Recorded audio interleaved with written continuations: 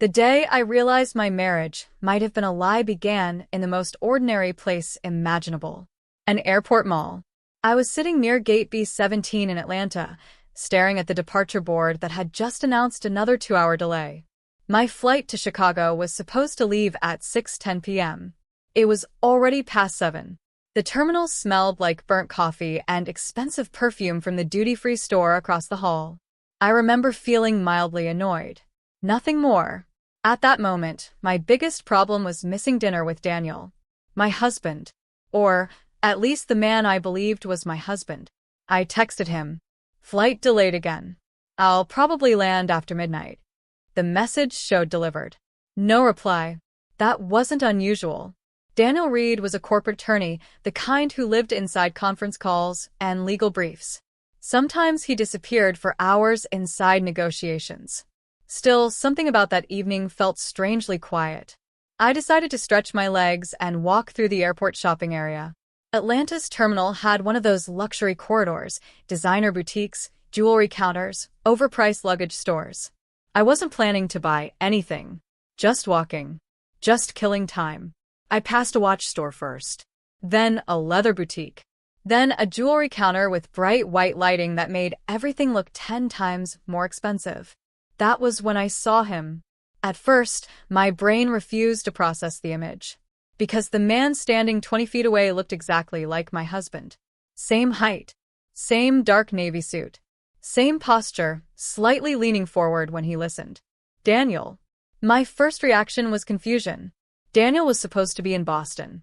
He had left 2 days earlier for what he called a client restructuring meeting. He said the negotiations might take the entire week. But there he was. In Atlanta. Not Boston. I slowed my steps, instinctively moving behind a display of travel bags. And that's when I noticed the woman beside him. She was elegant, older than Daniel by at least 15 years. Silver blonde hair cut in a perfect bob. A cream-colored coat that probably cost more than my monthly rent. She carried herself with a kind of calm authority that made people naturally move aside when she walked. Daniel was smiling at her. Not his polite professional smile. Something softer. More personal. She touched his arm. Not casually. Her hand lingered there. And Daniel didn't move away. Instead, he leaned closer and said something that made her laugh. A quiet laugh. The kind people share when they already know each other well. My chest tightened. Maybe she was a client. That explanation tried to settle in my mind. Daniel worked with wealthy investors all the time. Maybe this was business. But then something happened that made my stomach drop. They stopped at a jewelry display. Daniel picked up a bracelet. A delicate diamond bracelet. He held it up toward her wrist and fastened it around her arm. Not like a salesman. Like a man giving a gift. She looked down at it and smiled slowly. Then she placed her hand against his cheek.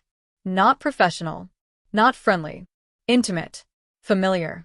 I felt heat rise to my face. My brain started listing possibilities. Client. Relative. Family friend. But none of those explanations fit the way Daniel looked at her. There was affection there. The kind that grows over time. The kind that doesn't appear overnight. They began walking again through the luxury corridor.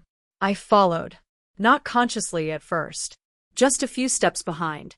Trying to hear something. Anything. Near the corner cafe, the woman spoke clearly enough for me to catch a name. Daniel, you worry too much. Her voice was smooth and confident. You've handled everything perfectly. Daniel shook his head slightly. It's not finished yet, Margaret. Margaret. She smiled again. It will be soon. Then she leaned closer and kissed him. Not on the cheek. On the lips. Quick. But unmistakable. The world seemed to tilt sideways. I stood frozen behind a pillar as they walked toward the escalator. Margaret Caldwell. The name echoed in my head. I didn't know how I knew it, but I had heard it before. Somewhere. Connected to Daniel's work. Something important. Something big. They stepped onto the escalator together. Her hand resting comfortably in the crook of his arm. Like they had done it 100 times. Maybe 1,000. And in that moment, standing alone in the airport mall under the cold fluorescent lights, I realized something that made my hands start to shake. This wasn't the first time. This wasn't a mistake. This was a life I knew nothing about. For the rest of that night, I sat in the terminal without moving. I didn't chase them. I didn't call Daniel. I didn't confront anyone. I simply watched the escalator where they had disappeared and tried to breathe. My flight eventually boarded close to 10. I don't remember getting on the plane. I don't remember takeoff. What I remember is the slow, terrifying realization forming in my mind during that 3-hour flight. Nothing about the last 6 months of my marriage suddenly made sense. When I first met Daniel Reed 4 years earlier, he seemed like the most stable man in the world. He was calm, intelligent, careful with money, and deeply organized. Predictable. Safe. That was one of the reasons I married him. I'm an architect.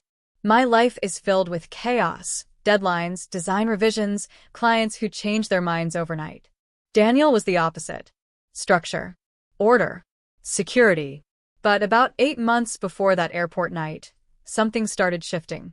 At first it was small. Daniel began traveling more frequently. He said his firm had taken on several large corporate clients, expanding in Florida. Miami, specifically.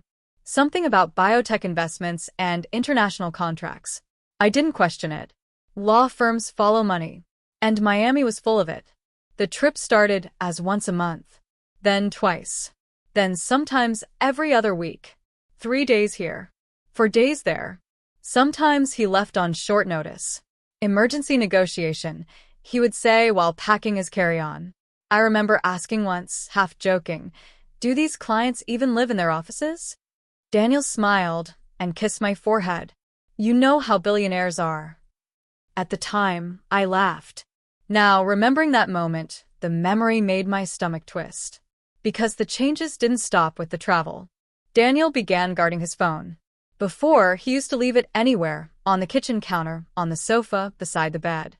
Suddenly, it was always in his hand. Or face down. Or locked. Once, I picked it up absent-mindedly to check the time. He reached for it immediately. Too quickly. "Sorry," he said, forcing a small smile. "Client confidentiality." It sounded reasonable, but something in his voice had felt rehearsed. Then there were the purchases. Daniel had always been financially conservative. He tracked our expenses, invested carefully, and avoided unnecessary luxury. But after his Miami trips, he began bringing home things that didn't match that personality. Designer ties, an expensive watch, a leather travel bag that easily cost $3,000. When I teased him about suddenly becoming fashionable, he shrugged. "Client gifts," he said. "You'd be surprised what people send lawyers when a deal closes." Again, it sounded believable. Until the night I did the laundry. Daniel had returned from Miami that afternoon. His suitcase sat half unpacked near the bedroom closet. I grabbed a few shirts and carried them toward the washing machine. That's when a folded receipt slipped out of his jacket pocket. I almost ignored it, but the paper caught my eye because of the logo. A luxury hotel in South Beach. I unfolded it casually. Room service. 2 dinners. 2 glasses of champagne. Total, $428. The date was 2 nights earlier. Daniel had told me he spent that evening reviewing documents alone in his hotel room. My hands went cold. I told myself there had to be a simple explanation. Business meeting. Client dinner. Completely normal. But then I noticed the room number printed at the top. And another name. Margaret Caldwell. The receipt wasn't just for Daniel. It was charged to a suite registered under her name. At the time, I didn't know who Margaret Caldwell was. But standing in that airport terminal in Atlanta months later, watching Daniel kiss that elegant silver-haired woman, the memory returned with brutal clarity. The hotel, the jewelry, the Miami trips, the guarded phone, the expensive gifts. Every piece slid into place like a puzzle I never wanted to solve. My husband hadn't just been traveling for work. He had been traveling to see her. Margaret Caldwell. And judging by the way she touched him in that airport mall, this wasn't new. This had been happening for a long time. Long enough that Daniel no longer felt the need to hide his affection. Long enough that he believed I would never find out. But the most frightening thought came as the plane began descending toward Chicago that night. If Daniel was lying about Miami, what else had he been lying about? When I landed in Chicago that night, the city was quiet. Midnight flights always arrive into a strange silence. The airport feels half asleep, like the world has paused between 2 days. I took a taxi home. The entire ride, I stared out the window, replaying the airport scene again and again. Daniel's smile, the bracelet, Margaret's hand on his cheek, the kiss. Every detail burned into my mind. Part of me wanted to believe there was still some explanation waiting for me at home. Some strange misunderstanding. But deep down, I already knew the truth. Our apartment lights were on when I arrived. Daniel was sitting at the kitchen island with his laptop open, reading something on the screen. He looked up when I walked in. "Hey," he said casually. "I thought your flight was delayed." His voice was calm. Normal. Too normal. I set my suitcase by the door and hung my coat slowly. "It was," I said. He closed the laptop and stood up. "How was Chicago?" "Fine." For a moment we simply stood there looking at each other. 3 years of marriage in that quiet space. And suddenly, I felt like I was looking at a stranger. I didn't plan the confrontation, but the question slipped out before I could stop it. "Were you in Atlanta today?" Daniel blinked. Just once. A small reaction, but enough. "No," he said immediately. "Boston. Remember?" I watched his face carefully. The confidence, the calm tone, the effortless lie. Something inside me hardened. "I saw you," I said.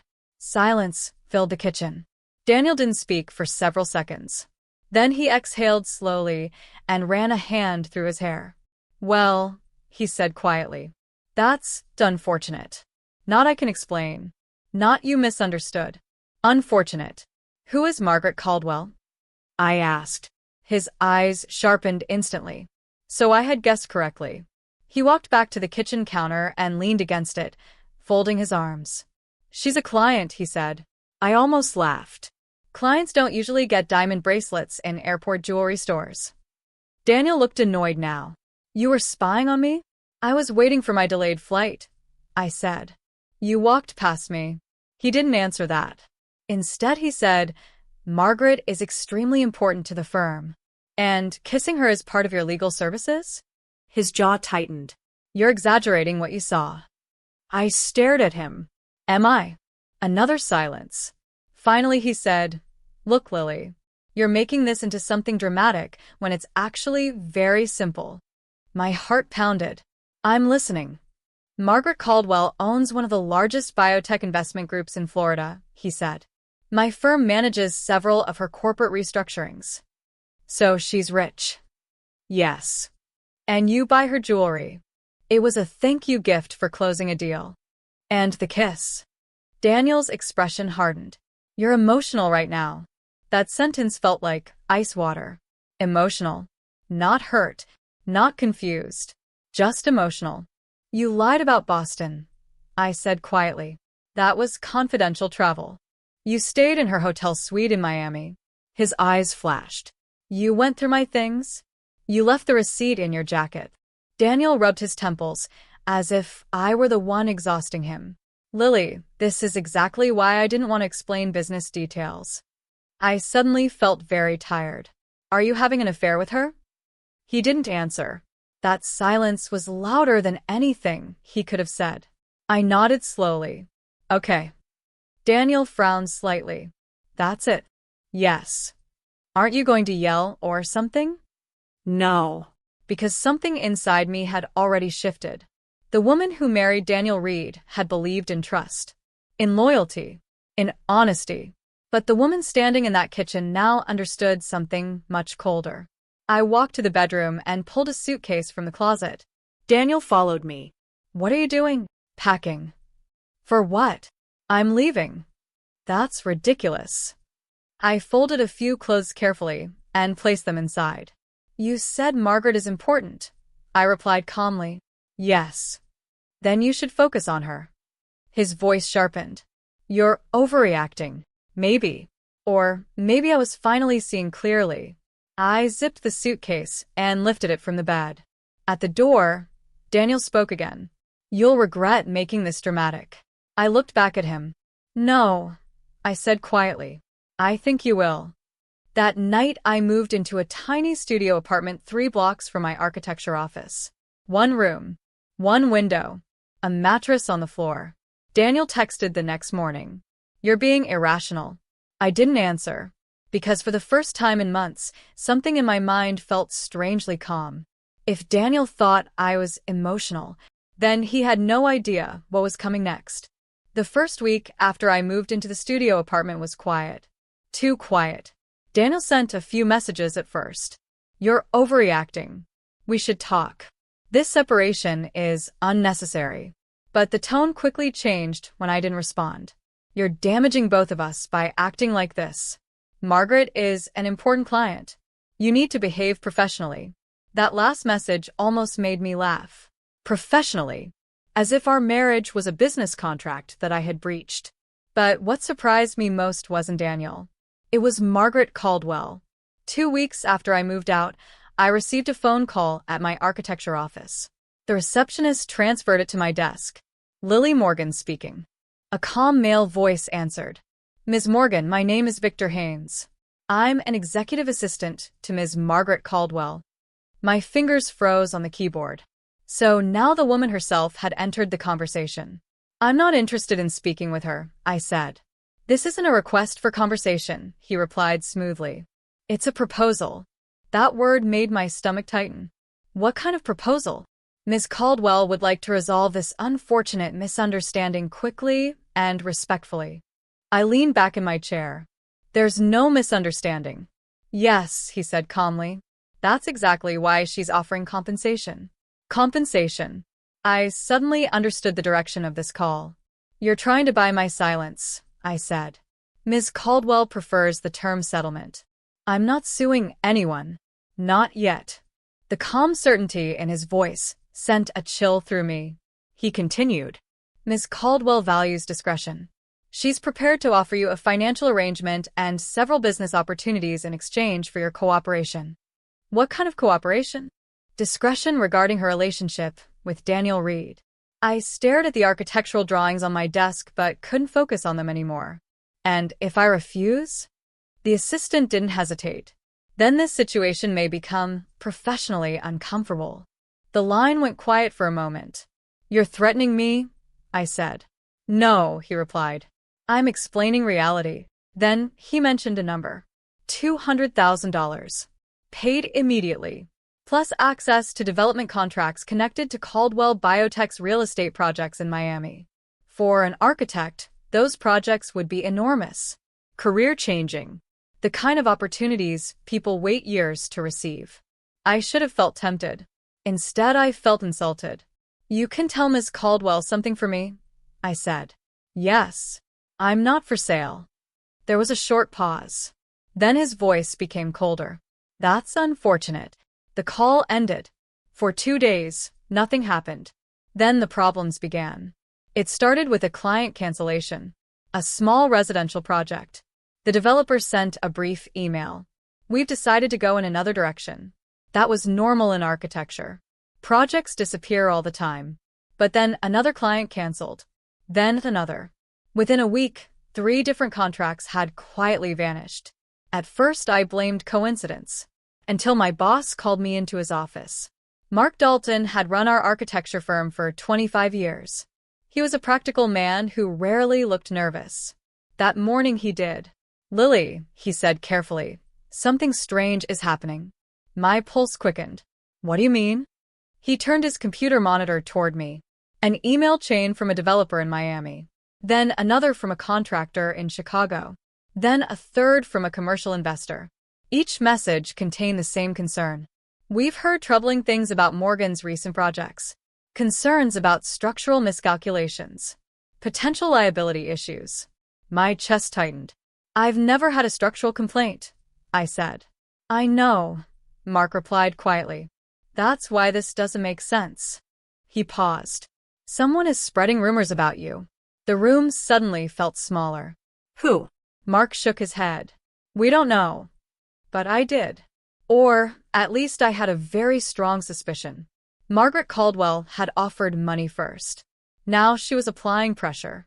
And the message was clear. Take the deal, or watch your career disappear. That evening I sat alone in my tiny studio apartment, staring at my phone. The city lights outside the window flickered across the walls. I realized something important in that moment. Margaret Caldwell wasn't afraid of me. She believed I was weak. Someone easy to intimidate.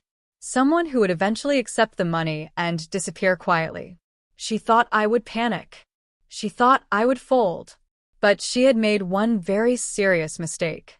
She had turned this into a fight. And fights are something architects understand very well. Because before we build anything, we study the structure first. Margaret Caldwell thought pressure would make me disappear. Instead, it made me curious. And curiosity is a dangerous thing when you have nothing left to lose. The rumors about my work kept spreading quietly through the industry. 2 more clients canceled meetings that month. No one accused me directly of anything illegal, but the tone had changed. Suddenly people were concerned. Concerned about liability. Concerned about reputation. Concerned about risk. The architecture world runs on trust. Once someone plants doubt, projects vanish quickly. Margaret understood that, which meant she also understood power. But power leaves traces, and traces can be followed. 3 weeks after the smear campaign began, I made 2 phone calls. The first was to a lawyer.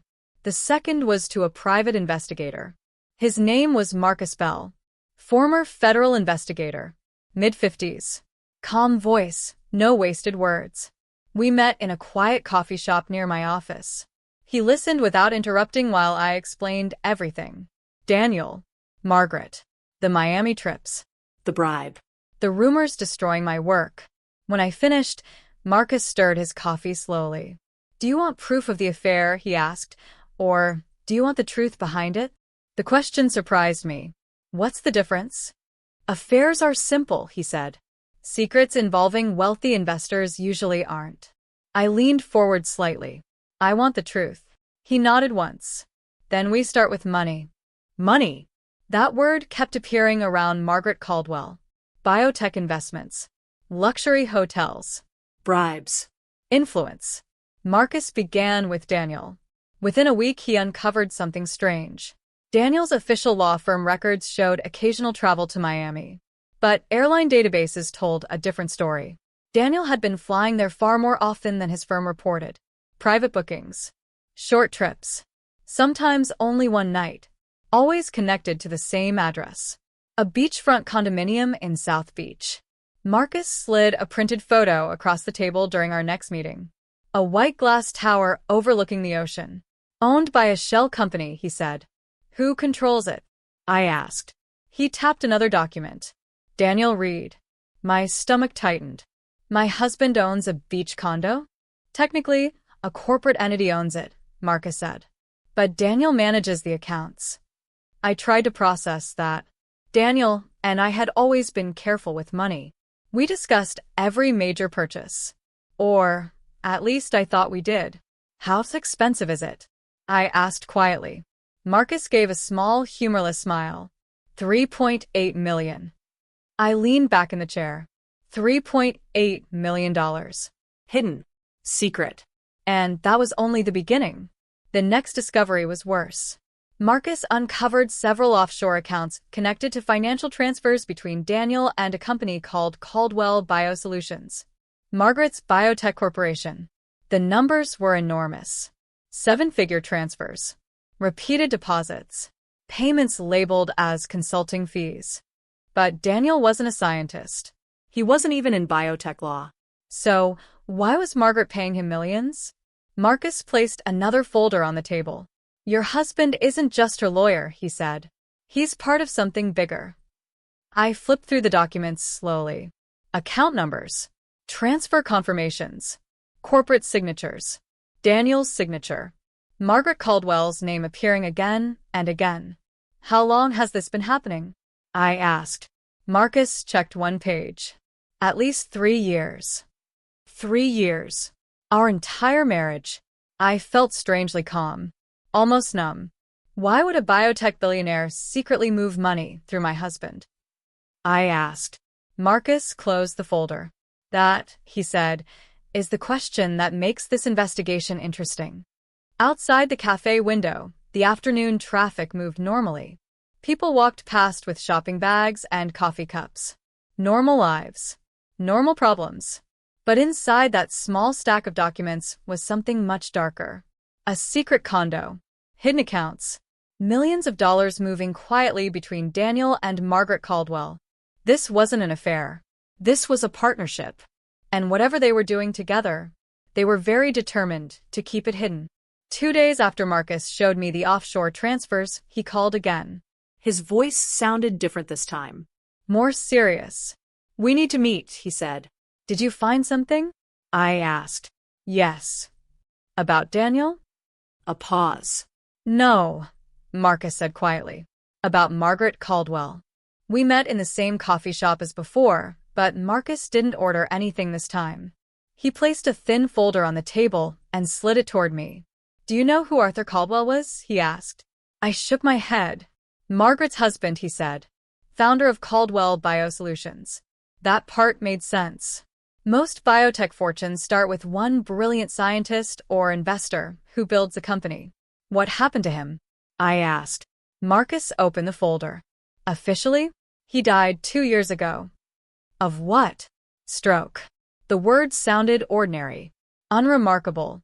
Thousands of people die from strokes every day. But Marcus didn't look convinced. Why are you investigating a stroke? I asked.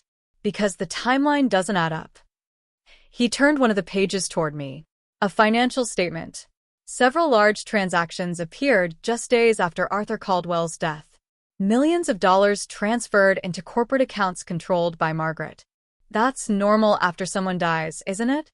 I asked. Sometimes, Marcus replied, but not usually within 48 hours.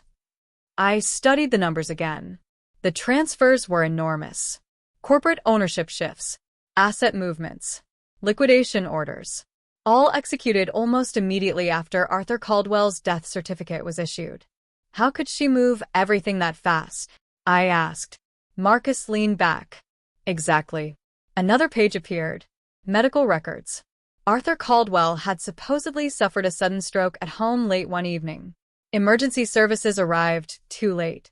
He was pronounced dead shortly after. No investigation. No autopsy. Just a quiet funeral and a transfer of corporate control to his widow. It looked simple on paper. Too simple. Marcus tapped the report with one finger. The attending physician listed the stroke as likely caused by pre-existing cardiovascular risk. Was that true? I asked. Marcus pulled out another sheet. Arthur Caldwell's medical history. Annual health exams. Blood pressure normal. Heart strong. No record of neurological issues. He was 62, Marcus said. Ran 5 miles every morning. A cold sensation crept down my spine. So the stroke was unexpected. Very. Marcus flipped to another document. Security access logs from the Caldwell mansion in Miami. Arthur Caldwell's last night alive. 11:42 p.m., Margaret Caldwell enters the master bedroom. 12:10 a.m., private nurse arrives. 12:26 a.m., emergency call placed. Arthur pronounced dead. I frowned. What's wrong with that timeline? Marcus pointed to the nurse entry. She wasn't scheduled to work that night. So why was she there? That's what I'm trying to find out. He paused. Now look at this. Another financial document. 2 days before Arthur Caldwell died, a new legal agreement had been quietly filed. Corporate restructuring. If Arthur died, Margaret would gain immediate executive control over Caldwell Biosolutions. Without board approval. Without delay.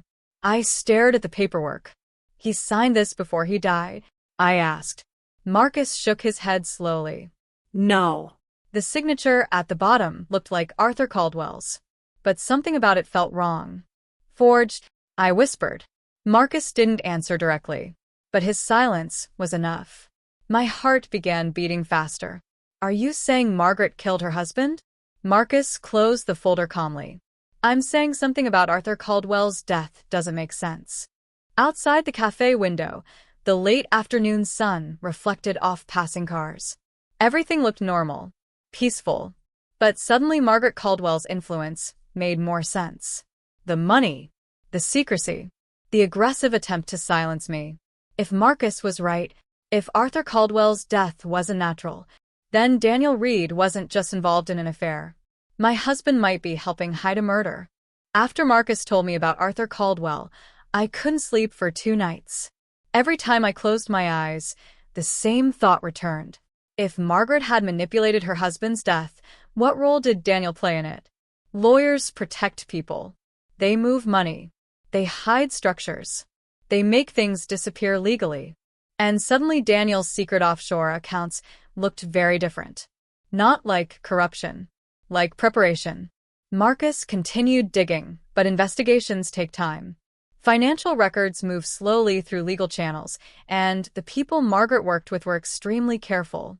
So while Marcus followed the money, I started looking somewhere else. Daniel. Specifically, Daniel's digital life. During our marriage, he had been obsessive about organization. Every file on his laptop had a name. Every folder had subfolders. Contracts, travel receipts, meeting notes, everything neatly arranged. That habit had always impressed me. Now, it became a weakness. 3 weeks after our separation, Daniel texted me unexpectedly. We need to talk. I didn't answer. 5 minutes later, another message arrived. Come by the apartment tomorrow. I'll be out until late. We should settle some financial details. Financial details. That meant divorce planning had started. But what caught my attention was the timing. He would be out. The apartment would be empty. I showed the message to Marcus. You think he's setting a trap? I asked. Marcus studied the text. Maybe, he said. Or maybe he thinks you'll come collect personal belongings. And if I do? Marcus shrugged slightly. Then you might learn something. The next evening, I returned to the apartment for the first time since leaving. The hallway smelled exactly the same. The quiet hum of the elevator, the polished floors, the faint scent of Daniel's cologne lingering in the air. For a moment, I felt a strange wave of sadness. This had been home, but the feeling passed quickly. Daniel's laptop sat on the kitchen island. Closed. Unlocked. Almost as if he had left it there intentionally. I hesitated. Then I opened it. The screen lit up instantly. Documents. Email windows. Legal drafts. Everything exactly as I remembered. At first I searched the obvious places. Client files. Travel records. Financial folders. Nothing unusual appeared. Marcus had been right about one thing. Daniel was careful. Very careful. But careful people sometimes hide things too well. And when they do, they forget where the shadows fall. After nearly 30 minutes of searching, I noticed a small external hard drive connected to the side of the laptop. No label. Just a black metal case. Curiosity pulled me forward. I opened it. Most of the folders contained encrypted files. Legal backups. Contract archives. But one folder had a strange name. Security Archive. I clicked it. Inside were dozens of video files. Short clips. Time-stamped recordings. At first I didn't understand what I was looking at. Then one file caught my eye. Caldwell Residence. Private Wing. The timestamp was 2 years old. The night Arthur Caldwell supposedly died. My pulse started racing. I clicked the file. Grainy security footage filled the screen. A hallway inside a large house. Elegant white walls. Dim lighting. A door at the end labeled Master Suite. The timestamp read 11:41 p.m. A woman walked into view. Even on the blurry recording, her identity was unmistakable. Margaret Caldwell. She entered the bedroom and closed the door behind her. The hallway remained empty for several minutes. Then, around midnight, the door opened again. Margaret stepped out. Her expression looked calm, almost relaxed. But she wasn't alone. A man followed her. He wore dark clothing, a medical bag in his hand, his face partially hidden by a cap. My breath caught. They spoke briefly in the hallway. The audio wasn't recorded, but their movements were clear. Margaret handed him something small. A vial. The man nodded and entered the bedroom. Margaret remained outside, waiting. 10 minutes later, he came out again. The bag was zipped shut now. Margaret walked him down the hallway. Then both disappeared from the camera. The recording ended. My hands were shaking. The video didn't show Arthur Caldwell, but it didn't need to. The implication was obvious. Margaret hadn't been alone the night her husband died. Someone else had entered that room with medical equipment, and Daniel had kept the footage hidden on his laptop, which meant he knew. Maybe he had known from the beginning. Maybe he had been protecting her ever since. I stared at the frozen image on the screen. Margaret Caldwell standing calmly outside the bedroom where her husband would soon be declared dead. And for the first time since this nightmare began, one terrifying realization settled into my mind. If Margaret discovered that I had seen this recording, I might not live long enough to show it to anyone. For several seconds after the video ended, I couldn't move. The laptop screen glowed in the dark apartment, frozen on Margaret Caldwell's calm face outside the bedroom door. The timestamp blinked silently. 11:58 p.m. 2 minutes before midnight. 2 minutes before the official story said Arthur Caldwell had suffered a sudden stroke. But strokes don't arrive with masked visitors carrying medical bags. And they definitely don't arrive after someone hands over a vial. My hands were trembling. I pulled out my phone and immediately called Marcus. He answered on the second ring. What happened? I found something, I whispered. What kind of something? A video. Silence. Then Marcus said quietly, start recording your screen. What? Now. I quickly began copying the video file and recording it with my phone camera at the same time. Marcus continued speaking calmly. Where are you right now? Daniel's apartment. Is he there? No. Good, Marcus said. Because if that video is what I think it is, you need to get out of there. I had just finished transferring the file to a USB drive when I heard a sound. The apartment door. Unlocking. My heart stopped. Daniel wasn't supposed to be back until late. Footsteps entered the hallway. Slow. Careful. Not Daniel's. Daniel always walked with quick, confident steps. These were quieter. Measured. I slowly closed the laptop. Marcus. I whispered into the phone. Someone's here. His voice dropped instantly. Leave. Now. But it was already too late. The kitchen lights flicked on, and Margaret Caldwell stepped into the apartment. She looked exactly the same as she had in the airport mall. Perfect posture. Elegant coat. Silver hair flawless under the lights. But her eyes were different now. Cold. Calculating. You always were curious, Lily, she said calmly. My blood turned to ice. How did you find you? She finished. Margaret smiled faintly. Daniel told me you might come back here eventually. So it was a trap. Marcus had been right. My phone slipped quietly into my coat pocket, still connected to the call. Margaret's gaze moved to the laptop. You found it, she said softly. I didn't answer. Her smile disappeared. That recording belongs to me. No, I said quietly. It belongs to the police. For the first time, something sharp flashed in her expression. Then she reached into her coat and pulled out a gun. The room went completely silent. The weapon looked small in her hand, but the message was unmistakable. You misunderstand the situation, Margaret said calmly. You're not leaving this apartment with anything. My pulse pounded in my ears. People already have the video, I lied. She tilted her head slightly. I doubt that. I forced myself to stand still. You bribed me. You destroyed my career. And now you're threatening to kill me. Margaret sighed. You're being dramatic. The gun remained perfectly steady. I offered you a generous solution, Lily. But you insisted on becoming inconvenient.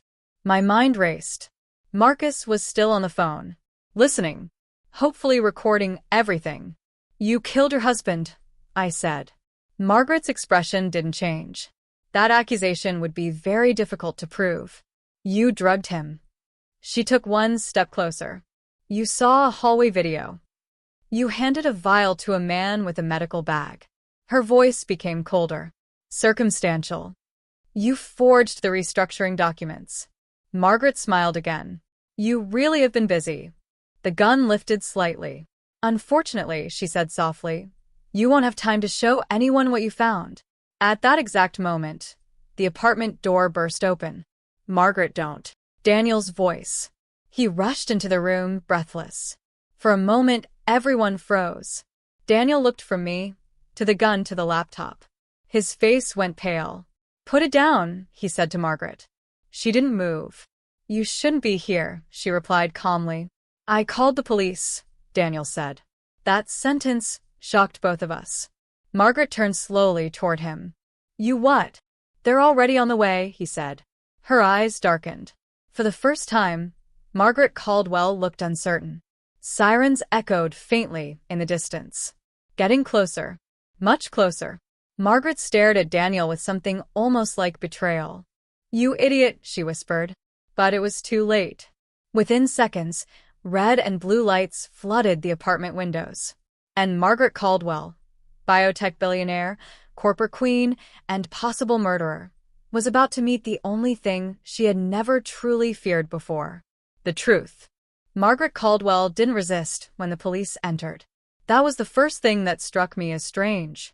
3 officers rushed into the apartment, weapons raised, shouting commands. One of them quickly disarmed her while another pulled her hands behind her back and secured the cuffs. Through it all, Margaret remained perfectly calm, almost bored, like someone waiting in a long airport line. Daniel stood frozen near the door while I moved slowly away from the kitchen island, my legs shaking from adrenaline. One officer turned to me. Ma'am, are you all right? Yes, I said quietly. But the truth was I wasn't. Because Margaret wasn't acting like someone who had just been caught threatening a witness. She looked confident. As the officers began searching the apartment, she glanced toward me with a faint smile. You really think this ends here? She said softly. One of the officers told her to stay quiet, but she didn't seem concerned. Almost amused. That feeling stayed with me even after they escorted her out of the building. Marcus arrived 15 minutes later.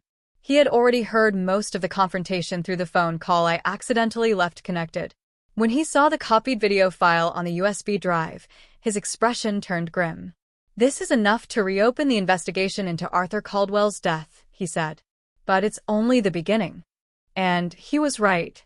Because once the police started digging into Margaret Caldwell's life, they discovered something none of us expected. 3 days later, Marcus called again. This story is much bigger than we thought. I met him and my lawyer in a federal office building downtown. Waiting for us in the conference room was someone I had never seen before. A teenage girl. 16, maybe 17. Dark hair pulled back in a simple ponytail. Her eyes looked exhausted. This is Emma Caldwell, Marcus said gently. Arthur Caldwell's daughter. I blinked in surprise. Margaret's daughter? Emma shook her head immediately. No. Her voice was quiet but steady. She married my father when I was 8. So Margaret wasn't her real mother. Emma sat across the table from me and studied my face carefully. You're Lily Morgan, she said. The woman who exposed her. I shifted uncomfortably. I didn't expose anyone yet. Emma's expression darkened. You did more than anyone else ever dared. The room fell quiet. Finally, Marcus asked the question that had been hanging in the air. Emma, you said there's more we need to know. She nodded slowly. Then she reached into her backpack and pulled out an old newspaper clipping. The paper was yellow with age. The headline was simple. House fire kills 3 in Caldwell family estate. My stomach tightened. This was 32 years ago, Emma said. Margaret was 19. I looked closer. The article described a fire that destroyed part of a large family house. 3 relatives died. Investigators ruled it an electrical accident. But it wasn't, Emma said quietly. Marcus leaned forward. What makes you say that? Emma pulled out another document. A hospital record. Margaret had a twin sister, she said. Rachel. None of us spoke. Emma continued. Rachel was diagnosed with bipolar disorder when they were teenagers. My grandfather planned to leave most of the family inheritance in Rachel's name because she was the older twin. I felt a chill forming. But after the fire, Emma said, everything changed. What happened to Rachel? I asked. Emma looked down at the hospital document. She was declared mentally unstable. My lawyer frowned, and Emma looked up. Margaret had her committed to a private psychiatric facility. For treatment? Marcus asked. Emma shook her head slowly. No. Her voice trembled slightly now. She kept Rachel there for 27 years. The room went completely silent. To control the inheritance, Emma continued. If Rachel was legally incompetent, Margaret controlled the entire Caldwell family estate. My pulse quickened. Does anyone know where Rachel is now? Emma nodded. Yes. Where? Her answer made the air in the room feel suddenly heavy. She disappeared 6 months ago. Marcus exchanged a glance with my lawyer. Disappeared? Emma's voice dropped to almost a whisper. Right around the time my father started questioning some of Margaret's financial decisions. I suddenly remembered the video again. Margaret handing a vial to the masked man. The quiet hallway. The calm smile. Arthur Caldwell had died 2 years ago. Rachel Caldwell had vanished 6 months ago. And now Margaret had tried to silence me. Emma looked directly at me. For years, everyone thought Margaret Caldwell was just a brilliant businesswoman. She paused. But she's not. Her eyes filled with a cold certainty far beyond her age.